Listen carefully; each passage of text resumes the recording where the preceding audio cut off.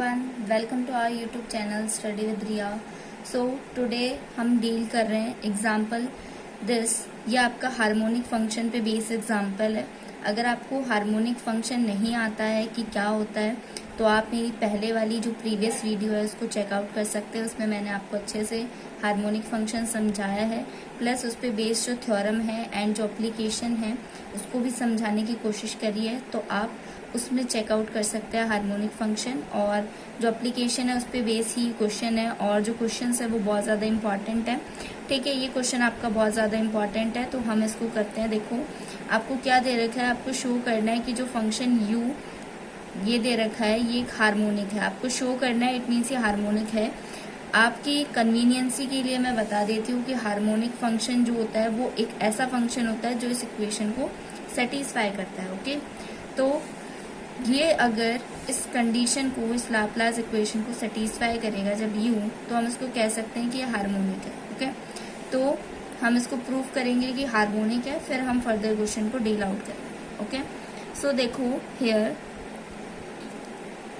Hair आपको दे रखा है कि जो u है वो क्या है आपका cos x cos hy है। ओके, अब नाउ हम क्या करेंगे, del u by del X. अब इस इक्वेशन के लिए हमें इसको दो बार डिफरेंशिएट करना पड़ेगा u को, इसीलिए अब हम डिफरेंशिएट करेंगे। तो del u by del X निकालेंगे जब हम, तो क्या आएगा माइनस का। आई होप आपको डिफरेंशिएशन तो अच्छे से आते हैं।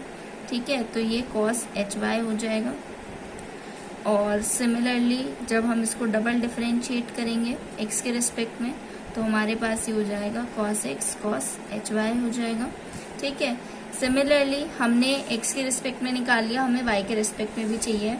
ठीक है, तो हम y के रिस्पेक्ट में निकालेंगे, तो del u by del y के रिस्पेक्ट में u को डिफरेंशिएट करेंगे तो हमारे पास आएगा cos x sin hy हो जाएगा। ठीक है, डबल डिफरेंशिएट करेंगे y के रिस्पेक्ट में u को, तो हमारे पास हो जाएगा cos x cos hy।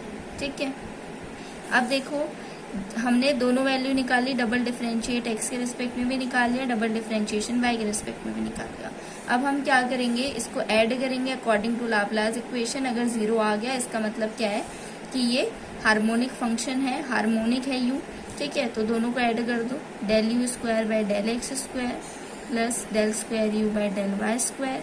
तो यहाँ हमें क्या मिलेगा, दोनों को ऐड करो, cos h cos hy plus cos x cos hy। ठीक है, सिंपली आपको दिख रहा है कि 0 आ रहा है, इट मीन्स कि ये क्या है, हार्मोनिक है। तो आपको पता चल गया since u is harmonic function.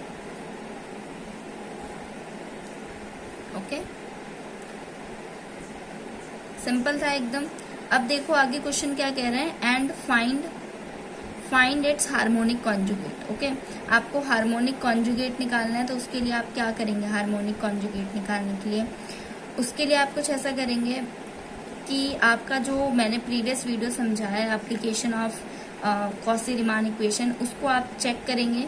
ठीक है, अगर आप उसको देख के आते हैं उस वीडियो को तो आपको ज़्यादा अच्छे से क्लियरली समझ में आएगा। ठीक है, तो इसके लिए हम लेट करेंगे। हम जानते हैं कि हार्मोनिक कॉन्जुगेट क्या होता है, v होता है, तो हमें बेसिकली v निकालना है यहाँ पर। तो हम क्या करेंगे, लेट करेंगे कि v be its harmonic conjugate. Okay, ये हमने क्या कर लिया, एज्यूम कर लिया। ठीक है, अब आप एज्यूम करो v आपको दे रखा है, तो हम क्या निकालेंगे, उस एप्लीकेशन को अगर आप देख के आए हो तो आपको पता होगा प्रीवियस वीडियो में कि हम v निकालने के लिए हम क्या करते थे, v निकालने के लिए हम dv निकालते थे। ठीक है, dv निकालेंगे हम, तो dv निकालेंगे, तो dv में हम कैसे निकालेंगे dv को, उसको हम क्या करेंगे, पार्शियली डिफरेंशिएट करेंगे v को x के रिस्पेक्ट में, देन उसको करेंगे हम y के रिस्पेक्ट में, तो ये हो जाएगा। अब हम देखो कॉची रीमान इक्वेशन से हम जानते हैं, कॉची रीमान इक्वेशन मैंने आपको बहुत बार समझा दी है। कॉची रीमान इक्वेशन क्या होती है, तो वो होती है Cauchy Riemann equation del u by del x is equals to del v by del y होता है, और जो del u by del y होता है वो माइनस के del v by del x के बराबर होता है। ठीक है, ये रफ वर्क है। तो मैं यहाँ पर इसको रिप्लेस कर दूंगी, तो मेरे पास क्या आ जाएगा, del v by del x की जगह मैं क्या लिख सकती हूँ, माइनस का del u by del y लिख सकती हूँ, del x as it is. Similarly del v by del y की जगह हम del u by del x लिख सकते हैं, तो ये आ जाएगा। ठीक है, ठीक है, तो ये अपने पास आ गया। अब ये वैल्यूज जो है वो अभी अपन ने फाइंड आउट करी थी, तो जो वैल्यूज है d u by d y की जो वैल्यू है वो ये है, d u by d x की जो वैल्यू है वो आपकी ये है, तो ये हम यहाँ पर पुट करेंगे, तो जो डी वी होगा वो क्या आ जाएगा, माइनस का cos x sine h y d x, ठीक है, और माइनस का sine x cos h y d y. ठीक है, आगे इतना समझ में। तो अब देखो, अब अपने पास डी वी आ गया, तो अब हम क्या कर सकते हैं, जब हम इसको इंटीग्रेट करेंगे ऑन इंटीग्रेशन, जब हम ऑन बोथ साइड्स, तो हमें क्या मिल जाएगा, v मिल जाएगा, और हमें v निकालना था। ठीक है, तो देखो ये एक फॉर्मूला होता है, किसका फॉर्मूला होता है, जब मैं इसको माइनस को कॉमन ले लूँ इसमें से, ठीक है, कॉस एक्स बचेगा अंदर, ये साइन एच वाई बचेगा, ठीक है, और ये डी एक्स प्लस का sine x cos h y d y.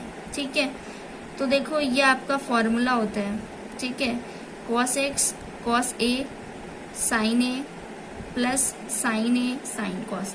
ठीक है, तो जब हम इसको इंटीग्रेट करेंगे बोथ साइड, तो हमें मिल जाएगा माइनस का साइन एक्स माइनस का साइन एच वाई, और अपन ने क्या करा है, इंटीग्रेशन करा है, तो कोई कांस्टेंट आएगा सी, तो हमें v की मिल गई वैल्यू, तो आप यहाँ पर लिख दो कि here c is constant, c is a constant. Okay, hence proof. तो सिंपल सा क्वेश्चन था कि आपको u की वैल्यू निकालनी थी, v की वैल्यू निकालनी थी, u को प्रूफ करना था हार्मोनिक है, तो हमें u दे रखा है, हमको हार्मोनिक है, इसका मतलब हमें प्रूफ करना है कि ये लाप्लास इक्वेशन को सेटिस्फाई करता है या फिर नहीं करता है, तो हमने u की वैल्यू लिख दी।